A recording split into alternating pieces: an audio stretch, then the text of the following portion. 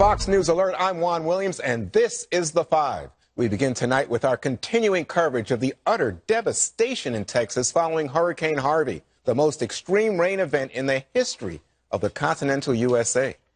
Moments ago, President Trump returned to Washington after a day of visiting first responders in Texas. In Houston, we're still seeing dramatic rescue after dramatic rescue, such as this one captured by a traffic camera on the San Jacinto Bridge. Tonight, the mayor of Houston instituted a curfew from midnight to 5 a.m. in order to prevent looting of evacuated homes.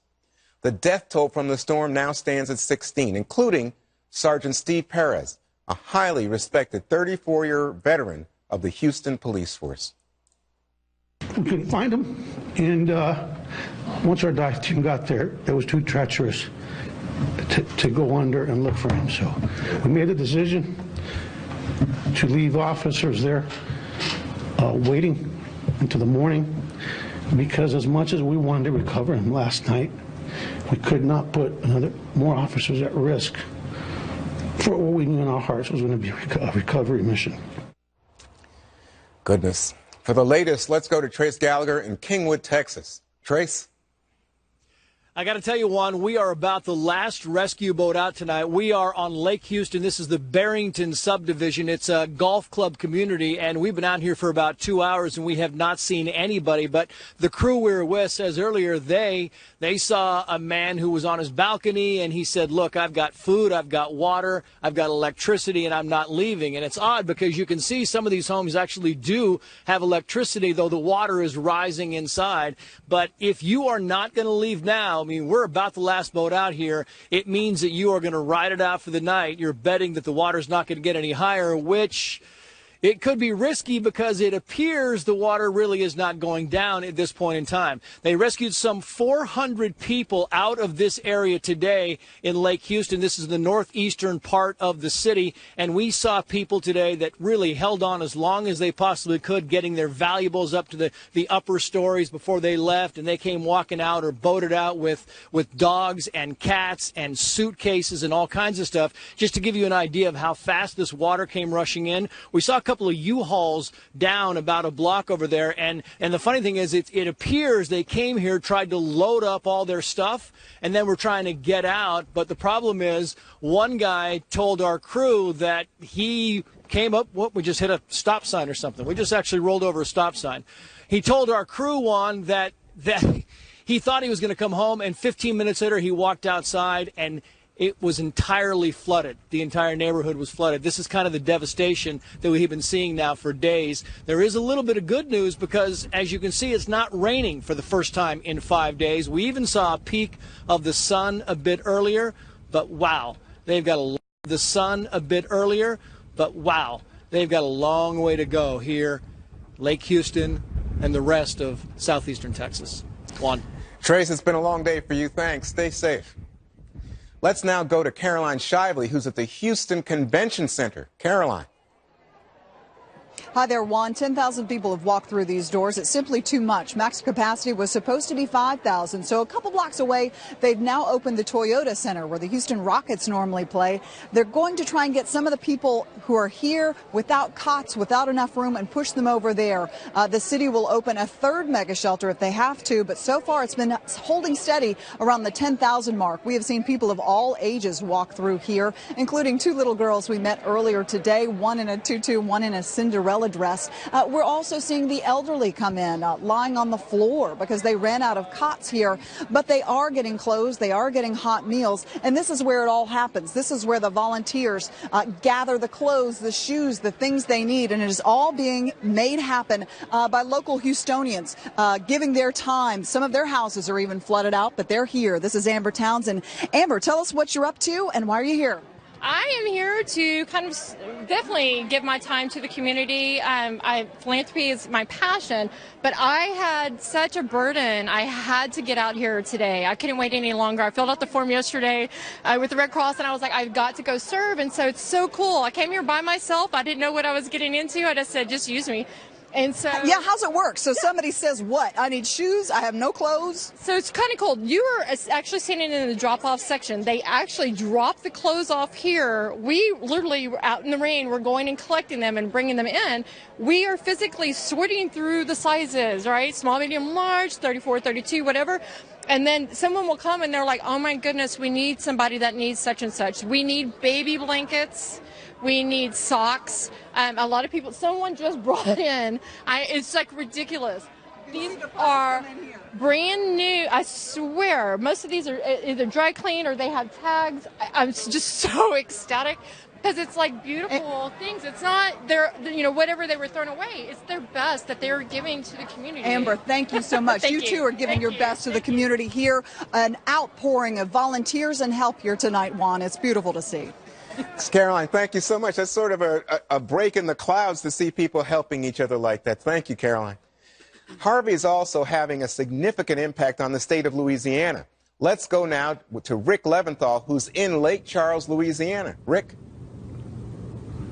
And Juan, we're outside the Lake Charles Civic Center, which is now a mass shelter for evacuees, not just from this region, but also from Texas. And it's been the staging area now for some of the flatboats. We've been talking about the Cajun Navy, these volunteers bringing out their boats to help out with rescues. They're not all from Louisiana. The guys who own this boat drove here from the Atlanta, Georgia area.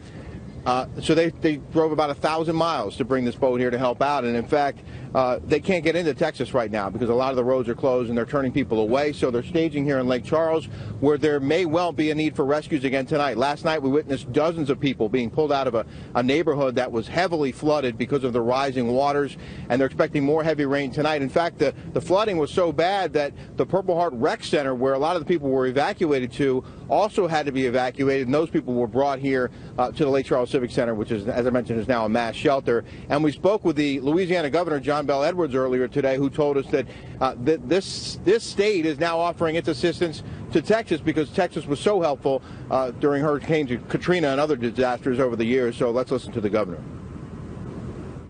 We've always been really, really good at taking care of our own, and now we're being good neighbors to Texas as well. And by the way, they were great neighbors to us. 12 years ago today, Hurricane Katrina hit Louisiana, and we could not have had a better neighbor than Texas. There really is a spirit here of helping out, and I wanted to talk to some of the guys with the boats about why they're doing what they're doing. One of those gentlemen, his name is Todd Lowe, and here's what he told me earlier tonight. It was pretty frustrating, getting over there trying to help people, and they, turn us around and say we can't get in. So it is what it is, I guess. Would you have kept trying? Do you think you could have got in? Oh, we could have found a back road or something. There's always a way. Yeah. And what's your goal out here? Just to help as many people as we can help. The storm is headed here for Calcasieu Parish overnight tonight into tomorrow. They're talking about possibilities of 4 to 6 inches of rain, possibly more. There are warnings for possible tornadoes. And this area is on guard, Juan. So they've seen a lot of flooding here. It's been raining here for 7, 8 straight days now. The ground is saturated. When they get these heavy bands of downpours that have been coming through here, the streets often flood and some of these neighborhoods flood. So they're standing by and ready to start rescuing people if necessary. Rick, thanks so much for being on the front lines. I hope you stay safe, buddy. Sure. Kimberly, just let me turn to you and ask a little bit about how you perceive the idea of so much consistent rain. 4 straight days of rain. It's like something biblical is going on. It is. I was going to say it's like the end times. I mean, I half expect Noah's Ark. That's what it seems like. And you've just really never witnessed or seen anything like this. The president touched on that and really trying to bring it home to the rest of the country, because we can watch these images, but we are not feeling the power and the onslaught of that water coming down. It's so incredibly powerful, and just people losing everything, every memory, every memento and picture and piece of clothing or anything that they had. They worked so hard for, at their jobs to provide for their families. Can you imagine that? And just the feeling of loss and disappointment, and mothers and fathers just probably feeling like they let, their family down, because you can't help but just feel racked with guilt over all of it, And when I see the people just chipping in and trying to help each other out,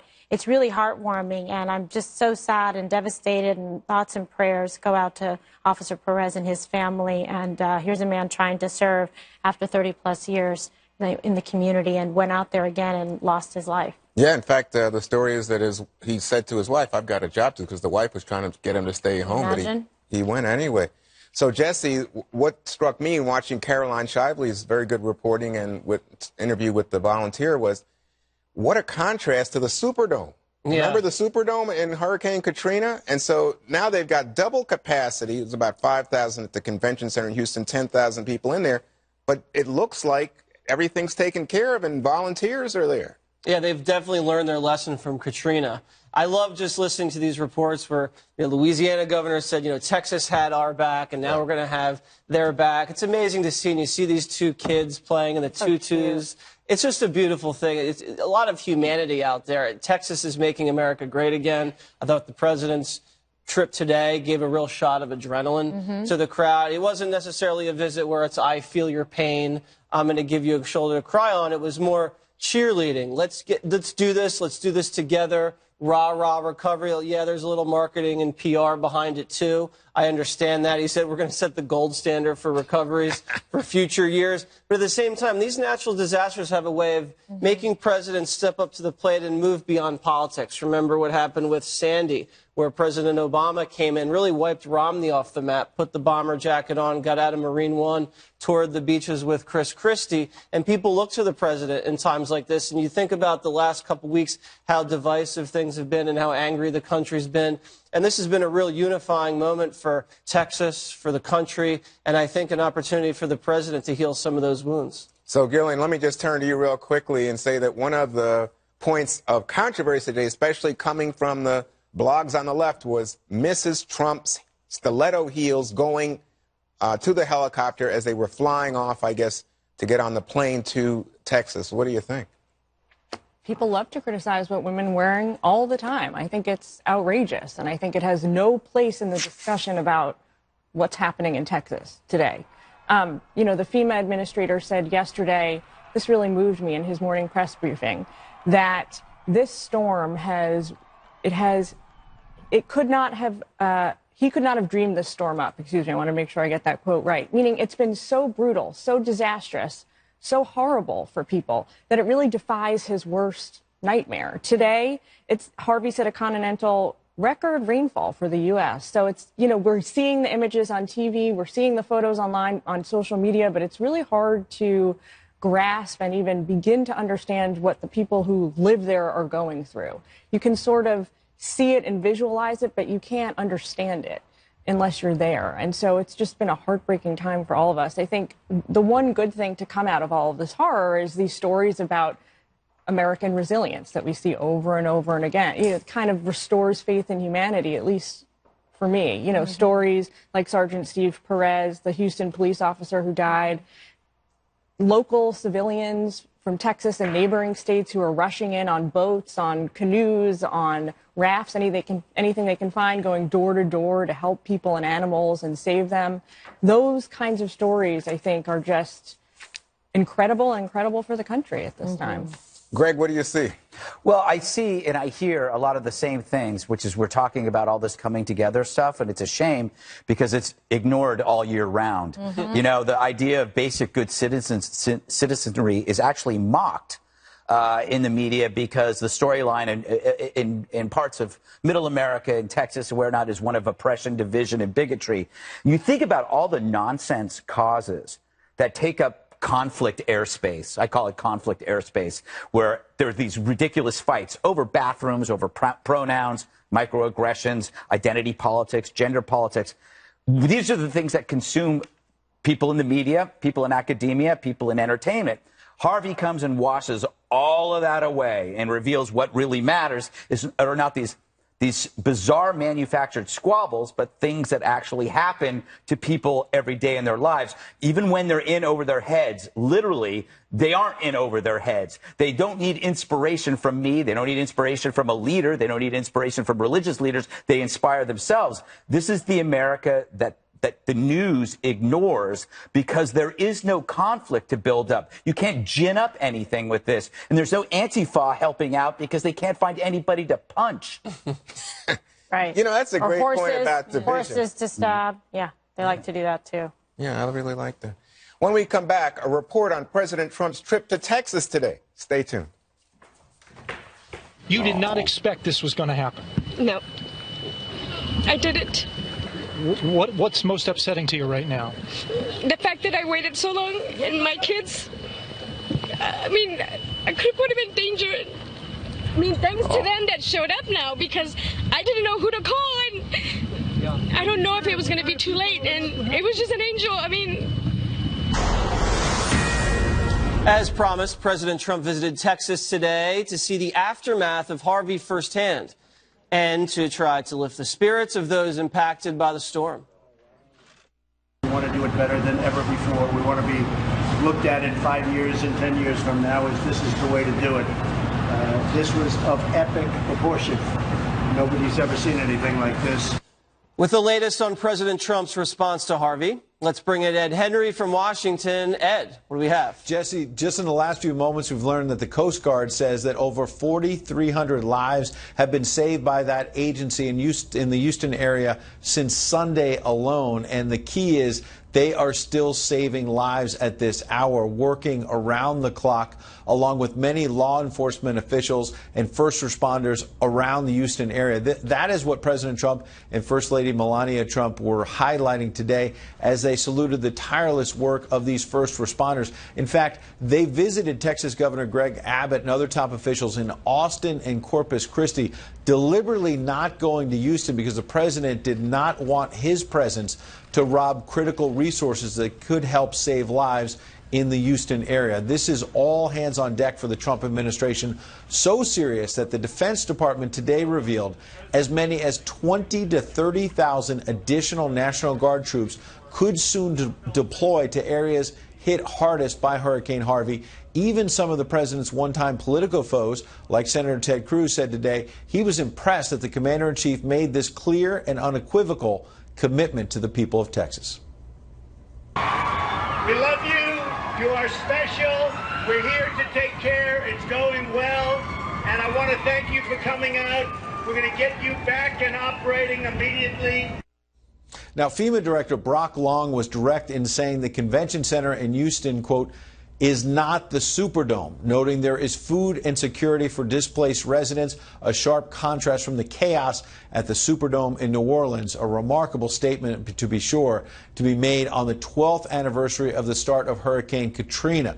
Worth noting as well that as First Lady Melania Trump accompanied the president, there were actually liberals in the mainstream media who were so obsessed with reporting that she started the day in high heels. We can report she later changed into sneakers. Remarkable, they focused on trivial matters amid all the death and devastation. The First Lady tonight putting out a statement declaring the effects of this storm will be felt for many years to come. Jesse? Ed, thank you very much. All right, so Kimberly, before we get to High Heel Gate, Shoegate, or Stiletto Gate, whatever you want to call it, tell me your assessment about the president's travel there, the timing, the optics, and the remarks that he delivered. I think he was very strong, and I'm curious to see if, across the airwaves tonight, they're going to give him credit for that. I think he was very presidential. He was commanding in terms of his presence. I love that he was, trying to lift the spirits of these people who have been so beaten down by this natural disaster and this devastation that's been pouring down upon them. I think the two of them together, the president and the first lady, really represented the country well, and you could tell that they were very well received. And I loved his sort of, coach mentality, trying to cheer them on and lift them up to make them feel powerful and courageous and fearless, like there wasn't anything that they couldn't handle. I like that approach. Yeah. That's an approach that brings people together and makes them feel confident even though they may be feeling down, and it changes the emotional and psychological direction that they might have been going in. It's going to make them better capable and able to, handle the outcomes here and what they're going through. And great moment when he held the Texas flag up. Absolutely.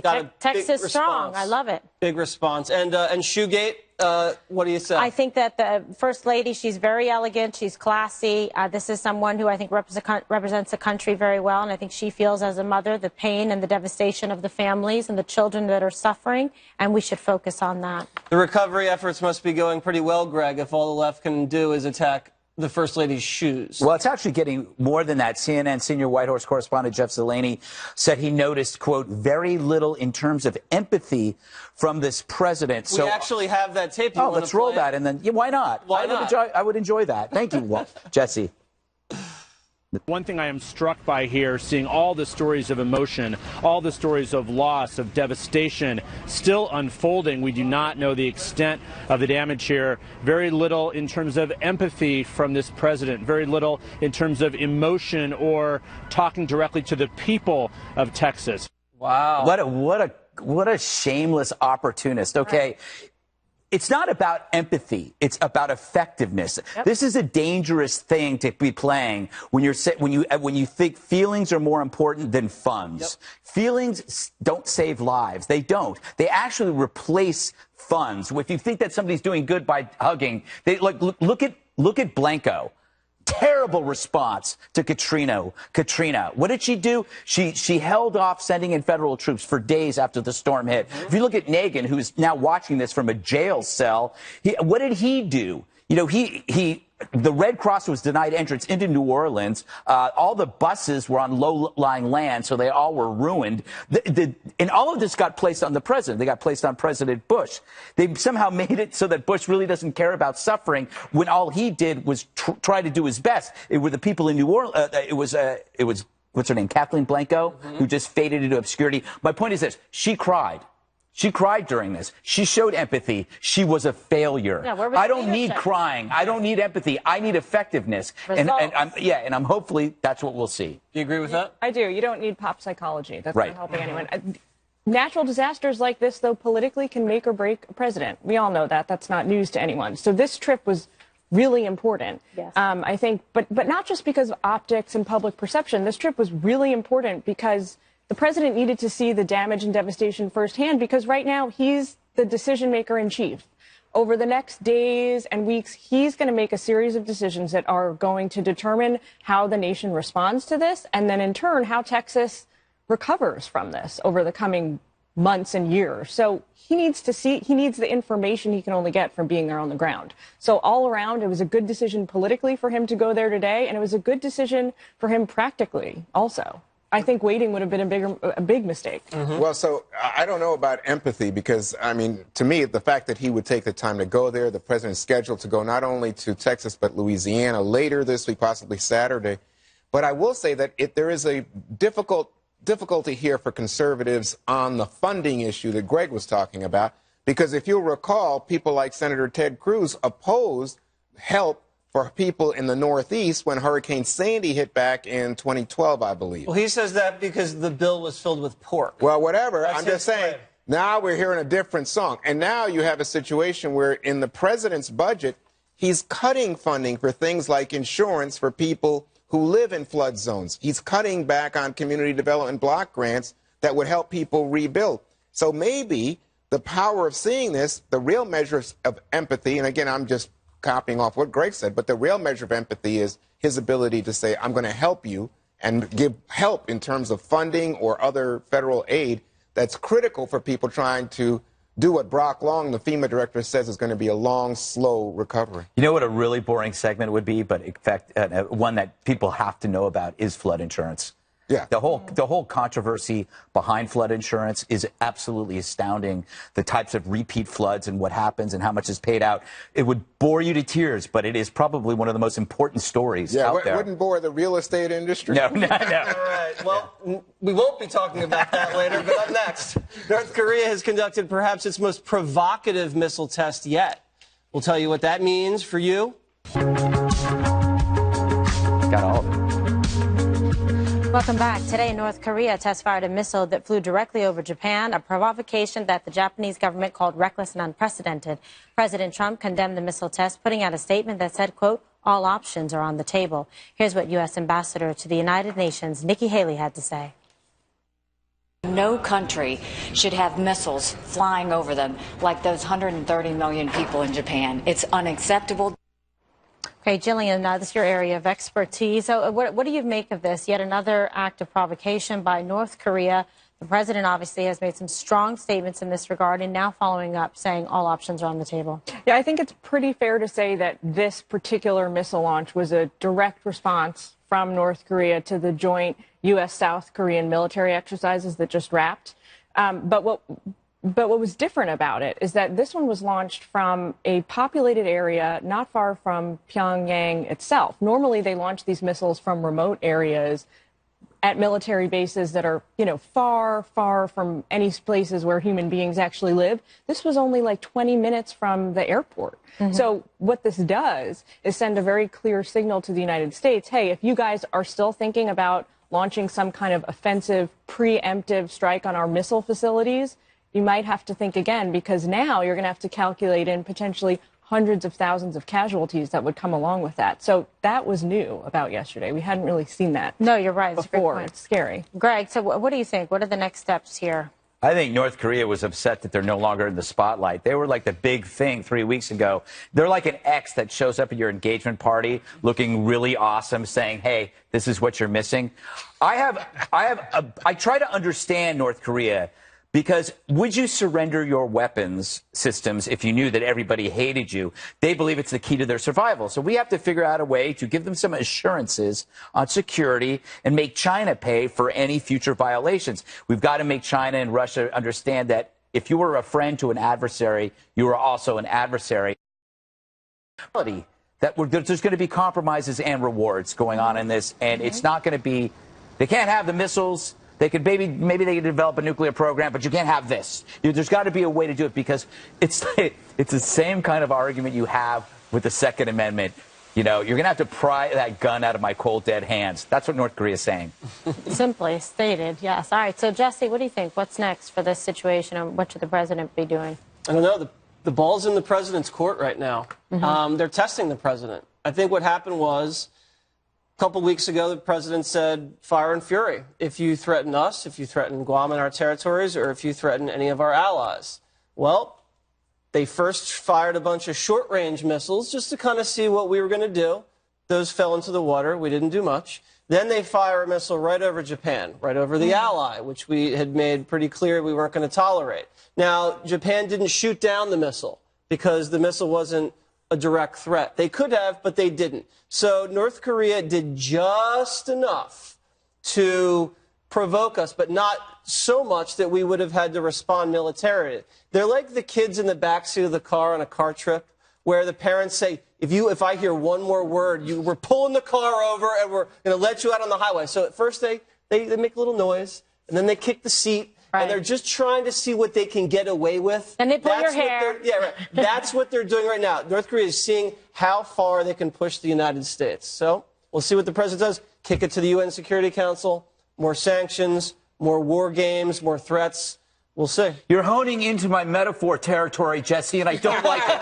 Yes. Would you like it if I start doing this? This is Gutfeld's world. I'm going to start doing this is Gutfeld's world. Well, that looked a little. I'd advise not for that, Jesse. Okay. You almost hit Dillian. I'm sorry. I don't. It would not be the first time. I think in the NFL, you can't even have an end zone dance where you make that. That's not allowed. Not allowed. Yes. All right. So, Juan, what do you think? So what is the president handling this right? What else would you like to see? I don't know what he can. I mean, so last week everybody saying, oh, because he said fire and fury. We saw the North Koreans back off. They needed to hear some tough rhetoric. Well, obviously, that didn't do the case. But I do agree with what Jesse was saying. I think that this is an act that they say, you know what, it's just enough to get attention, but not enough to provoke a response from the United States or anybody else. So everybody's like, hey, what are you doing? Now, I tell you who did get a response from. South Korea. The South Korean president, who is pretty, I guess, I don't know how to describe him in those terms, but he is not a militarist. He has been advising President Trump to negotiate with the North Koreans. Let's sit down and talk. Well, guess what he did after this? He sent fighter jets to drop bombs right near the border. You say, whoa. So now South Korea is clearly taking a different response than what you're seeing from even Japan or the United States. And China also indicating they're rattled by this. Okay, thank you, Juan. That's good. Good. It's about time. Fire it up. All right, directly ahead, you won't believe what Black Lives Matter is saying now. Greg, you know him. He has the details next.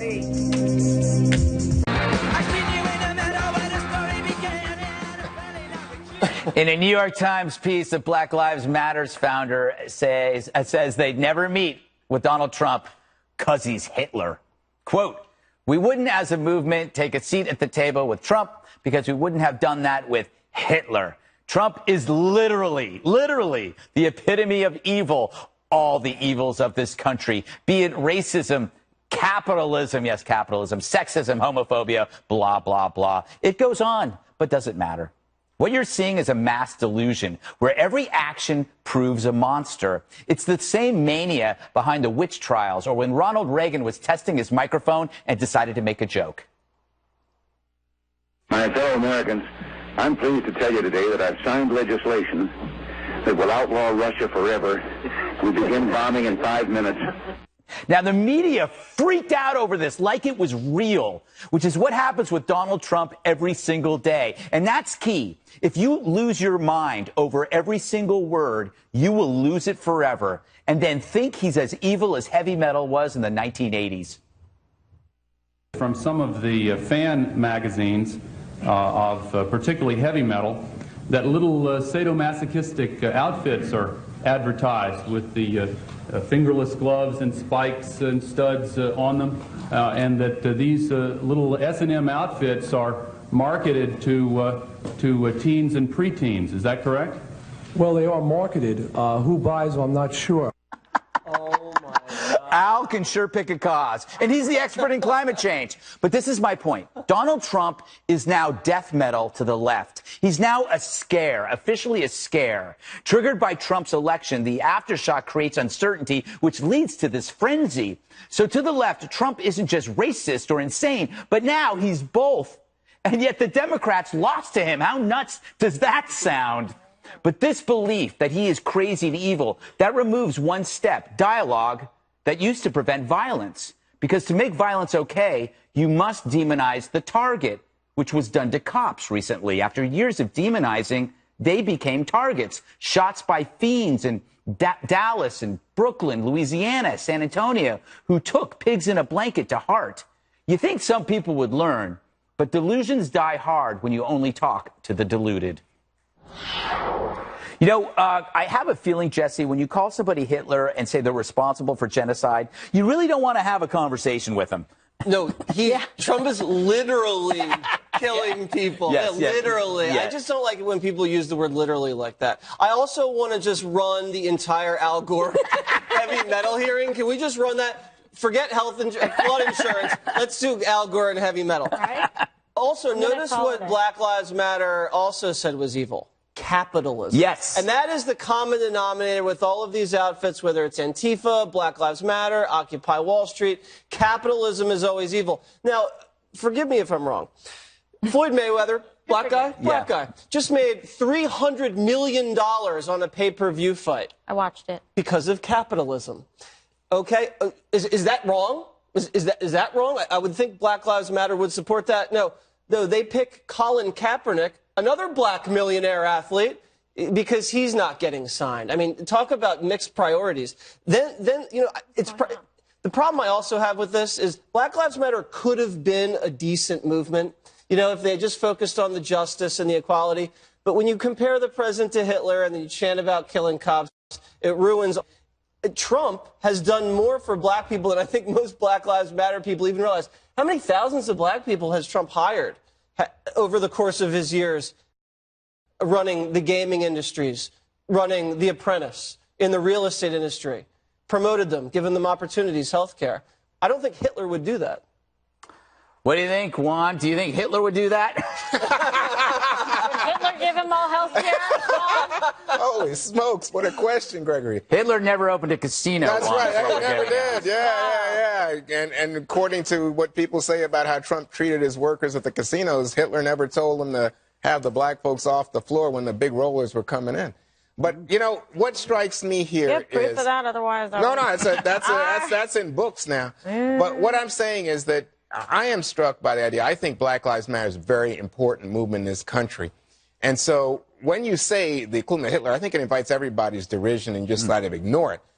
But when she went through the list and said, hey, you know, racism, and after Charlottesville and the white supremacists, goes through things like homophobia, and you think about what's going on with the Trump edict on transgender people. He was for gay marriage before Obama was. Well, I'm just telling you, he's changed. He sings a different song these days. When you think about, he has Jewish grandchildren. Is he a bigot? He dotes on them. I guess he's a bigot. I guess, you know, people like his Treasury Secretary and others who are Jewish in his own administration who are speaking to him now in harsh tones. Rex Tillerson, who says to him, "You speak for yourself on this." I think they're saying this is not. So you're saying he is Hitler? I didn't say it was Hitler. Well, you're validating everything she said. No, but those aren't actual real facts. Those are feelings. What, Charlottesville's not a fact? No. Your interpretation of what he did is a feeling. It's not a fact. It's a feeling. How's it's a feeling. It is a feeling about what he did to transgender in the military. Because you were actually ascribing your emotion into it. Kimberly, thoughts? All right, so let's be like rational here. Obviously, this is ridiculous. They lose credibility when they make these kinds of statements and when they condone violence in general. I agree with you, Jesse, that they could be a very powerful, important movement if they, behaved in the right way and didn't condone the violence that was happening at Ferguson and other places, and then making bombastic statements like this that have no reason whatsoever with truth and what's going on and what the president is trying to do. It doesn't help them at all. I mean, it just doesn't. It alienates everybody from them. So there's no credibility to this. Kimberly, I just think it's such a major moment in our country with regard to racial tensions. How can you say that there's no validity to that? No, I didn't say that whatsoever, Juan, but you love to try to put I want to get to No, because I'm not having this go in the press where you try to make it like I said something bad. You do it all the time, and I'm not having it. I'm not the doing bottom line is, I said they could actually serve a great purpose to talk about racial injustice. Yes. Like Martin Luther King did, and people that have marched on both sides, white and black together, to be powerful, to make sure there is equality for minorities and for women. But when you condone violence, and when you call the President of the United States, yes, they do, then they encouraged it. Pigs in a blanket. They did pigs in a That blanket. was a one-time chant in the Milwaukee March? Well, apparently Jillian, I got to get Jillian in here. I want to unpack one thing she said, which was she said they would turn down the hypothetical opportunity to interview the president. And I think that's a major strategic blunder, and I think it's that kind of thinking that probably contributes to the fact that they're not as visible as they were a few years ago. If you're a civil rights advocacy organization, a political advocacy organization, you exist in order to influence policy. And the way you do that is by talking to and negotiating with politicians, including those who you don't agree with, even if you think they're Hitler or Stalin or whoever. You still have to have a dialogue. And so it's that kind of mindset, I fear, undermines the organization. So they forgot to... We got to go. Okay. One, they're yelling. A college professor fired for an incredibly offensive tweet.